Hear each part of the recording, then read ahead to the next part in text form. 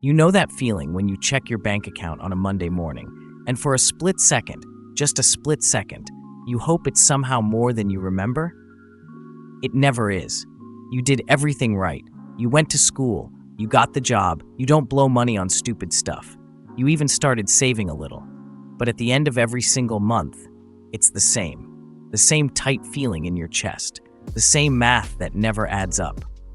The same quiet question you don't say out loud. Why does it feel like I'm running as fast as I can and still standing still? I'll tell you why. It's not because you're doing something wrong. It's because you're playing a completely different game than the people who are getting ahead, and nobody told you the rules were different. In fact, somebody made very sure you'd never find out. I should probably tell you who I am and why I'm even talking about this. I grew up watching my family make money quietly. Not show-off money, quiet money. The kind where you have no idea how wealthy someone is until you see where they go on vacation or what they don't stress about. And for a long time, I thought that was just luck or connections or some vague thing called being smart with money. Then I started paying attention to the actual mechanics, the conversations at family dinners, the calls my dad took when he thought I wasn't listening, the way certain decisions were made without hesitation that I later realized most people would agonize over for years. Here's what hit me. While you were taught to go to school, get a stable job, and save what's left, my family was taught something fundamentally different. They were taught that a salary is just a starting point, never a destination. That assets, things that produce money while you sleep, are the only real goal, and that the system most people trust to build wealth was actually designed to keep the money circulating among the people who already have it. I know that sounds like a conspiracy theory. I promise you it's just math. And once you see it, you can't unsee it. Okay, let me show you exactly what I mean. Meet Marcus. Marcus is 28. He makes $4,500 a month, which is actually pretty solid. He pays his bills, has a small emergency fund, puts $200 into a savings account every month. By every standard piece of financial advice he's ever received, Marcus is doing it right. At 65, after 37 years of discipline, Marcus will have saved roughly $88,000. Plus interest, let's call it $160,000. That's it. That's the finish line for doing everything right. Now meet the guy I grew up next to. Let's call him Carter. Same age. Carter's parents weren't rich, but his uncle sat him down at 22 and explained one concept that changed everything. Carter earns $4,500 a month too, but instead of putting $200 into a savings account, he puts $200 into an index fund. Same money, different container. At 65, Carter has $1.1 million. Wait, same income, same $200 a month. The only difference is where the money lives. That's not a trick, that's compound growth working over time. And yet, nobody teaches this in school. Because think about it, who benefits from you keeping your money in a savings account that pays 0.5% interest while the bank lends it out at 20%? Not you. But here's the part that will really make you stop and think. The savings account difference? That's just the beginning. The real wealth gap isn't about returns. It's about what the wealthy understand that most people never even question. Rich people don't try to earn more money. They try to own more things that earn money for them. Read that again. They are not chasing income. They are building what I call the wealth cycle. Here's how most people live, what I call the poverty cycle. And I don't mean that as an insult. I mean it literally as a mechanical description. Work, get paid, spend on lifestyle, need to work more. Repeat, your income is the ceiling. If you can't work, the money stops. EV screen, raise you get, your lifestyle expands to match it. You're always one crisis away from zero. Now here's the wealth cycle. Work, get paid, buy assets. Assets generate income. Reinvest that income, buy more assets. The income never stops growing. Even when you stop working, the ceiling doesn't exist. Your grandfather probably worked the poverty cycle his entire life, not because he was irresponsible, but because in his generation, a factory job with a pension felt like security. It was almost enough. The game had different rules, but the pension disappeared, the job security disappeared, and nobody updated the instructions. Now here's the question nobody asks. What's the difference between income and wealth? Income stops when you do. Wealth doesn't. If you have $100,000 sitting in a bank account, which most people will never have, and that's fine, you have savings. If you have $100,000 invested in a diversified index fund, growing at the historical average of 10% per year, you have a machine that produces $10,000 a year without you touching it. If you have $100,000 in a rental property, generating $800 a month in rent, you have a machine producing $9,600 a year that also appreciates in value. Same $100,000. Completely different financial reality. The rich don't have more discipline, they just have a fundamentally different answer to one question: what do I do with this money? The wealthy don't manage money, they deploy it. And here's the part that will make you pause the video. The assets that wealthy people own, they often bought them with debt. I know. You've been told debt is the enemy, that you should avoid it at all costs.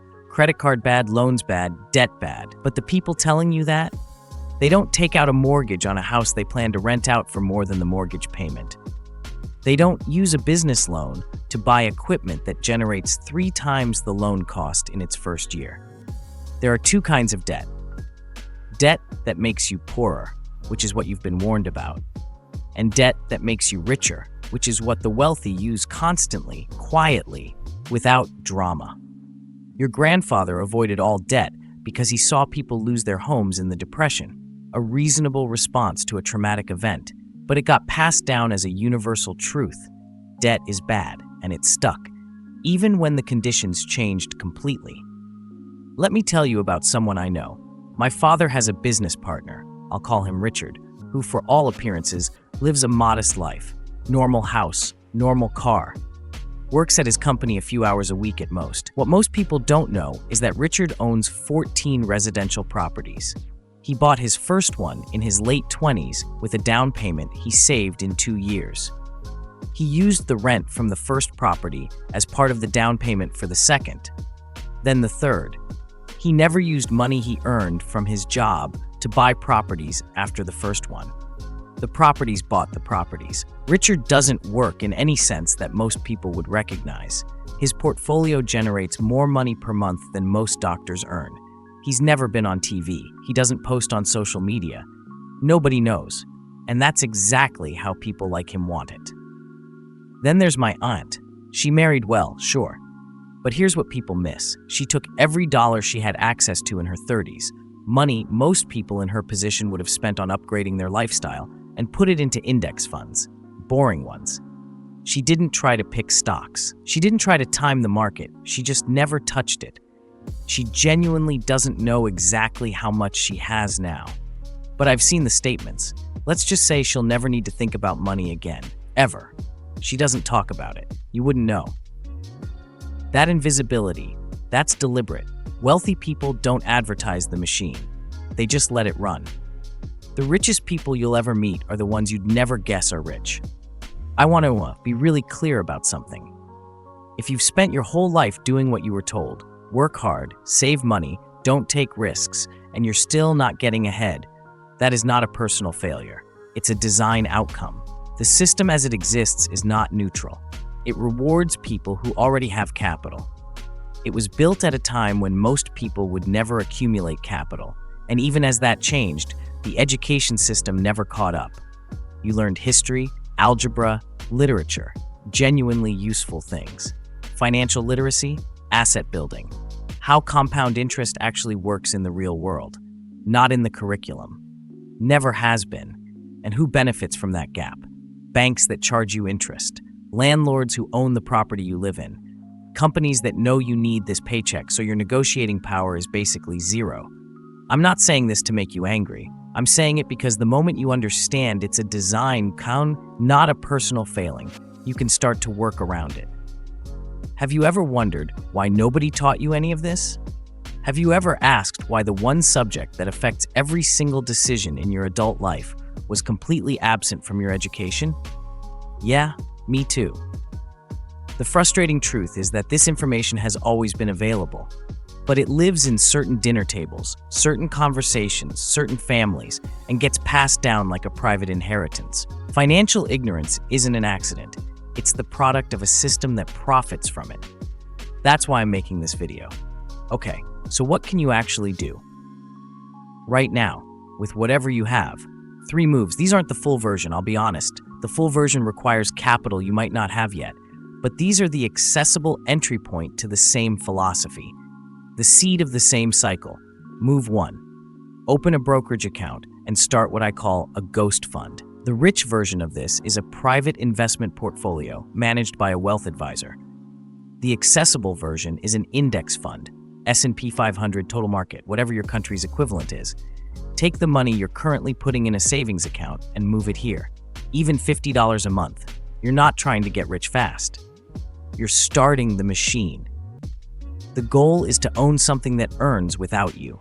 That's the entire first move. Move 2. Audit your money for lifestyle creep and redirect it. Wealthy families have a rule that most don't talk about. When income goes up, lifestyle stays flat. Any increase in earnings goes directly into assets, not expenses. You don't have to be extreme about it. But the next time you get a raise, a bonus, any windfall, before you feel it in your lifestyle, route at least half of it into your ghost fund. Spend the rest however you want. No guilt, but the cycle has to get fed first. This one habit, compounded over a career, is the entire difference between a comfortable retirement and a struggling one. Full stop. Move 3. Learn to see good debt in your environment. You're probably not ready to take out a loan for a rental property tomorrow. Fine. But start training your eye. What around you generates income? Could you rent a room? Sell something you make? Start the smallest version of a side income that you could eventually formalize. Wealthy people don't think, can I afford this? They think, does this produce or consume?